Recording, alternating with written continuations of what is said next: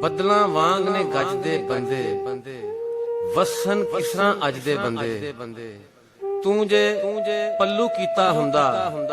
ਕੰਧਾਂ ਵਿੱਚ ਨਾ ਵੱਜਦੇ ਬੰਦੇ ਤੂੰ ਜੇ ਪੱਲੂ ਕੀਤਾ ਹੁੰਦਾ